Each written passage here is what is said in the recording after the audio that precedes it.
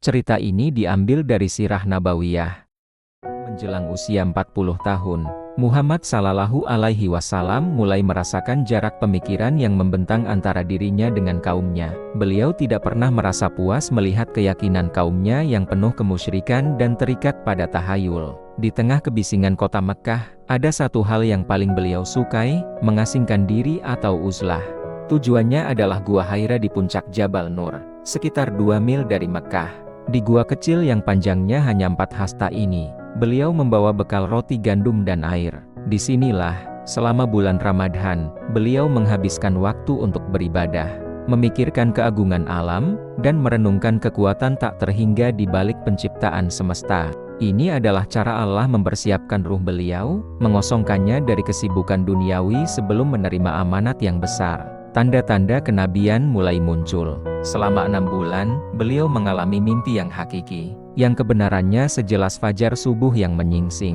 Hingga tibalah waktunya, malam Senin, tanggal 21 Ramadhan, atau bertepatan dengan 10 Agustus 610 Masehi. Saat itu, usia beliau genap 40 tahun 6 bulan 12 hari menurut kalender Hijriyah. Malaikat Jibril turun menemui beliau di dalam gua. Terjadilah dialog yang akan mengubah sejarah umat manusia selamanya. Jibril berkata, "Bacalah."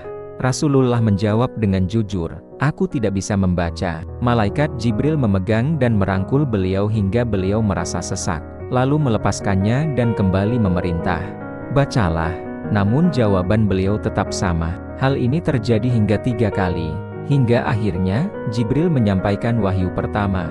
"Bacalah dengan menyebut nama Tuhanmu yang menciptakan. Dia telah menciptakan manusia dari segumpal darah.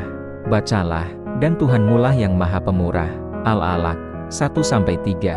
Dengan hati yang bergetar hebat, Rasulullah Sallallahu Alaihi Wasallam pulang menemui istrinya, Khadijah binti Huwailid. "Selimutilah aku, selimutilah aku." Rasulullah berkata dengan nada cemas. Khadijah berkata, "Tidak, demi Allah, Allah sama sekali tidak akan menghinakanmu. Engkau suka menyambung tali persaudaraan, membantu beban orang lain, memberi makan orang miskin, dan menolong penegak kebenaran." Khadijah membawa beliau menemui sepupunya, Warakah bin Naufal, seorang penganut Nasrani yang taat, yang menulis Injil dalam bahasa Ibrani, namun kini sudah tua dan buta. Setelah mendengar kisah Rasulullah, Warakah berkata dengan penuh keyakinan, "Ini adalah namus malaikat Jibril yang pernah diturunkan Allah kepada Musa." Namun, Warakah memberikan sebuah peringatan yang mengejutkan. Ia berkata bahwa kaumnya akan mengusir beliau. Rasulullah bertanya, "Benarkah mereka akan mengusirku?" Warakah berkata, "Benar. Tak seorang pun pernah membawa seperti yang engkau bawa, melainkan akan dimusuhi." Setelah pertemuan itu, wahyu sempat terputus selama beberapa hari. Ini adalah masa-masa berat bagi Nabi. Beliau dirundung kesedihan, bahkan sempat naik ke puncak gunung karena bingung.